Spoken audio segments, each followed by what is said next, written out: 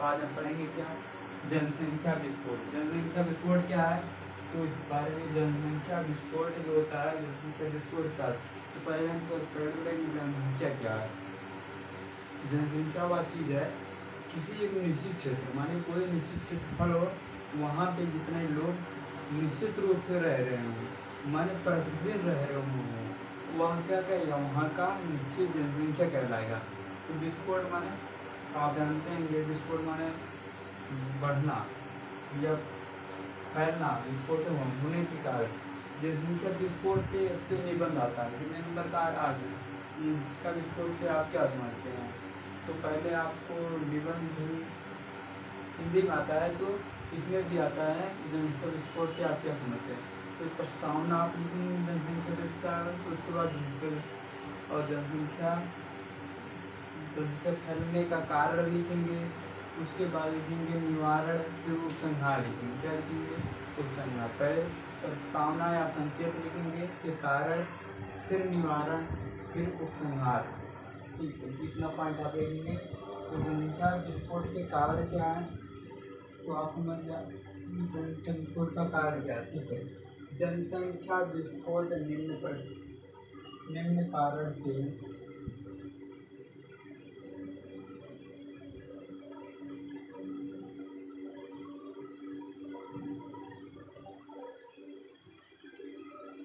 जनसंख्या विस्फोट निम्न कारण से होता है। इसके कारण होता है निम्न कारकों के द्वारा। ठीक है, तो क्या है, ठीक है, जनसंख्या विस्फोट निम्न कारण के द्वारा होता है। कितने कारण, एक निम्न कारण, एक निम्न माने एक निश्चित है कारण। नंबर एक, मृत्यु दर में निरंतर कमी। मृत्यु आप जानते हैं, मरने या मौत। दर माने मरने की संख्या, जितना मरते हैं उतनी मृत्यु दर। निरंतर माने लगातार कमी। क्या होगा, भारत में अब व्यक्ति कम मर रहे हैं। ठीक है, क्या इसमें दिया गया, मतलब क्या है, मृत्यु दर में निरंतर कमी। अब क्या हो रहा है, लोग बहुत कम मर रहे हैं, नहीं बहुत पहले मर रहे थे। जैसे महामारी आ जाती तो गाँव के गाँव साफ हो जाते, इस समय क्या हो रहा है, मृत्यु दर क्या निरंतर कमी हुई है। तो इसके बारे में आधुनिक चिकित्सा सेवाओं के फलस्वरूप, इसके तरफ आधुनिक इस समय चिकित्सा वाले डॉक्टरी सुविधा, हॉस्पिटल जो सुविधाओं के चिकित्सा कहते हैं, सेवाओं के फलस्वरूप, इसके फलस्वरूप क्या हुआ, फलस्वरूप अकाल महामारी, कुपोषण, भुखमरी से होने वाली अकाल मृत्यु दर में कमी आई है। किससे, आधुनिक चिकित्सा सेवाओं के फलस्वरूप अकाल माने जैसे जब महामारी पड़ती, चेचक उचक अकाल माने पानी सूखा के कारण जब मरते थे तो उसे अकाल कहते थे, अकाल पड़ गया। और महामारी माने जैसे कोरोना नहीं आता उसे कहते हैं महामारी। और कुपोषण माने जिससे खाने पीने शरीर दुबला पतला, विटामिन की कमी, कुपोषण हो गया। भुखमरी माने जिससे भोजन की पूर्ति ना होने से होने वाली आकार मृत्यु दर में क्या हुई, कमी आई है। आधुनिक समय चिकित्साओं के फलस्वरूप आकार महामारी, कुपोषण, भुखमरी से होने वाली आकार मृत्यु दर में क्या हुई है, कमी हुई है, कम हुआ है। इसी का दूसरा मृत्यु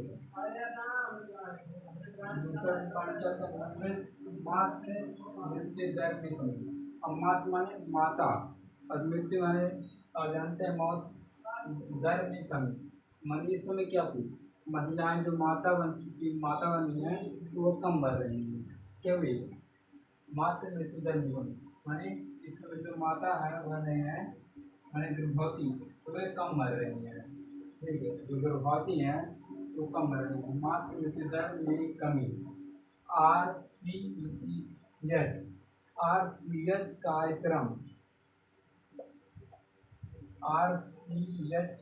कार्यक्रम के कारण, इसके कारण मातृ मृत्यु दर में कमी होने के कारण जनसंख्या विस्फोट है। इसका एक माध्यम ये भी है, तो क्या लिखेंगे, RCH कार्यक्रम के कारण मृत्यु दर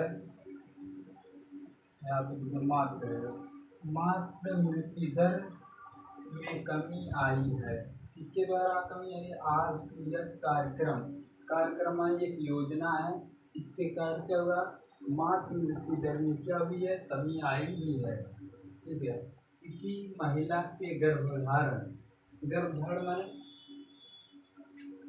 उसके पेट में संतान जब पल रहते हैं तो उसे क्या कहते हैं, गर्भधारण। और इस महिला के गर्भधारण कितने दिनों का होता है, 9 महीना, या आप रखते तो 270 दिन का होता है गर्भधारण काल। ठीक है, गर्भधारण काल अथवा देखिए किसी महिला के गर्भधारण काल में 9 महीने के बीच अथवा प्रसव के समय, प्रसव में संतान उत्पन्न करते हो, माने बच्चा जब संतान जब पैदा होता है तो उसे कहते प्रसव, संतान जब जन्म लेता है उसे क्या कहते हैं, प्रसव। प्रसव के समय प्रेत गर्भपात, कौन सा, प्रसव के समय प्रेत गर्भपात 42 दिन के अंदर हुई मृत्यु को मातृ मृत्यु दर कहते हैं। यहाँ पर लिखेंगे मातृ मृत्यु दर कहते हैं। अगर देखिए मृत्यु दर की कमी कैसी है, कार्यक्रम या योजनाओं के तहत के कारण क्या हुआ, भारत में मातृ मृत्यु दर में कमी आई है।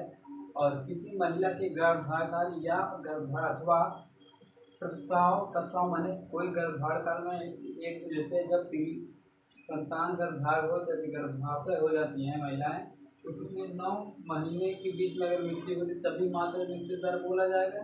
या प्रसव के समय प्रेरित गर्भपात 42 दिन के बाद, जैसे आप संतान जन्म ली, मान लीजिए आप संतान जन्म ली 42 दिन के बाद, 42 दिन के बीच में अगर मर जाती है अगर, तो क्या होता है, मातृ मृत्यु दर कहलाता है। किसने दिन की अंदर मरती है, मातृ मृत्यु दर।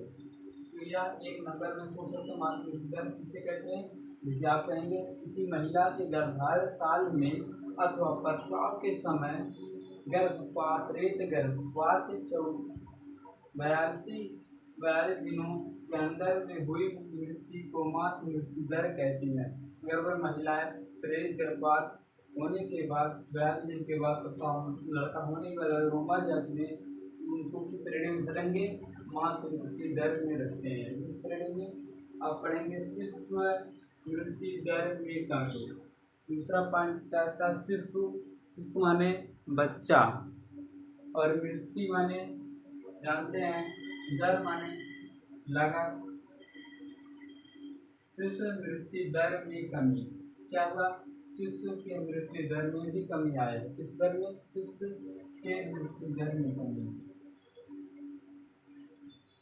शिशु माने लड़का जो पैदा होता है उससे छोटा रहेगा उसे शिशु कहते हैं। शिशु मृत्यु दर में कमी कैसे आया, प्रति 1000 जीवित शिशु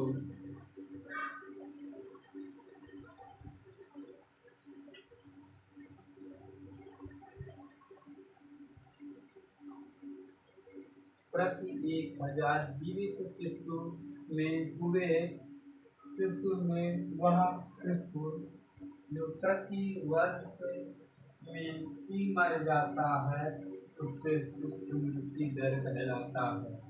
माने प्रति 1000 में कितने संख्या में, 1000 जीवित, मान लीजिए 1000 लड़के हैं, शिशु में वह शिशु, कौन शिशु, वह शिशु। जैसे मान लीजिए एक साल में 10,000 लड़के पैदा हुए भारत में, ठीक है, एक साल के अंदर, उसमें से माने आज जैसे 2025 में पैदा हुए 10,000 लड़के, उसमें से अगर हम 10,000 शिशु में से प्रति वर्ष में ही मरे, माने 2025 में पैदा हुए और 2025 में जब वे लड़का मर जाएगा तो वे क्या कहेंगे, शिशु मृत्यु दर कहेंगे। क्या कहेंगे, शिशु मृत्यु दर। कितने से, 1000। मान लीजिए 1000 है, 1000 में हमें 275 लड़के मर जा रहे हैं तो उस वर्ष का क्या कहेंगे, मृत्यु दर कितना कहेंगे, 250।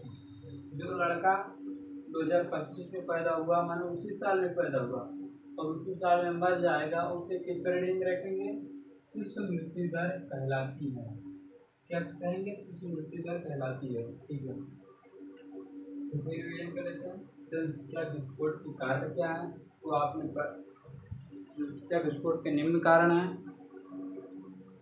तो प्रकार है जनसंख्या विस्फोट से निकाला है। मृत्यु दर में निरंतर कमी। आधुनिक चिकित्सा सेवाओं के फलस्वरूप आकार महामारी कुपोषण भुखमरी से होने वाले अकाल मृत्यु दर में कमी आई है। माने मृत्यु दर में कैसे कमी आई? आधुनिक चिकित्सा माने इस समय की चिकित्सा दलों के द्वारा और सेवाओं के फलस्वरूप अकाल मृत्यु है और महामारी कुपोषण भुखमरी से होने वाली जो अकाल मृत्यु है इसमें क्या हुआ? अब कोई भुखमरी से नहीं मर रहा है, ना कोई अकाल से मर रहा है, ना कोई महामारी, ना कोई कुपोषण से। तो क्या जब नहीं मरेगा तो क्या पहले की तुलना में क्या हुआ? मृत्यु दर क्या हुआ? कम होगा। तो मात्र मृत्यु दर में कमी, मात्र माने माता लोग के मरने की संख्याएं जो क्या हुई? कम हो गई है। RCH कार्यक्रम के कारण या RCH योजनाओं के कारण मात्र मृत्यु दर में कमी आई है। किसी महिला के गर्भधारण काल माने 9 महीने के बीच में अथवा प्रसव के समय प्रेरित गर्भपात 42 दिन के अंदर में या कोई महिला का मृत्यु उसमें गर्भधारण काल के बीच में या प्रसव माने संतान पैदा करने के बाद 42 दिन के बाद अंदर में मृत्यु को मात्र मृत्यु दर कहा जाता है। तीसरा पॉइंट क्या था? शिशु मृत्यु दर में कमी। अब शिशु मृत्यु दर में कैसे कमी आई है इसके बारे में। शिशु मृत्यु दर में कमी प्रति 100 जीवित शिशु में वह शिशु मानिए 1000 शिशु में वह शिशु प्रथम वर्ष में मर जाता है। मानिए 1000 शिशु है, अगर मान लीजिए 70 मर जा रहे हैं, 70 उसी वर्ष में माने 2025 में 1000 लड़के पैदा हुए हैं, 2025 में 70 लड़के मर जा रहे हैं उसी वर्ष में। किस वर्ष में? यह शिशु उसी प्रथम वर्ष में मतलब पहले ही वर्ष में, उसके जीवन काल में पहले ही वर्ष में मर जाते हैं तो शिशु मृत्यु दर कहलाती है। मान लीजिए अगर कोई लड़का 2025 में पैदा होता है 2026 में, 2025 में पैदा होने वाला लड़का 2025 में के बीच में मर जाता है।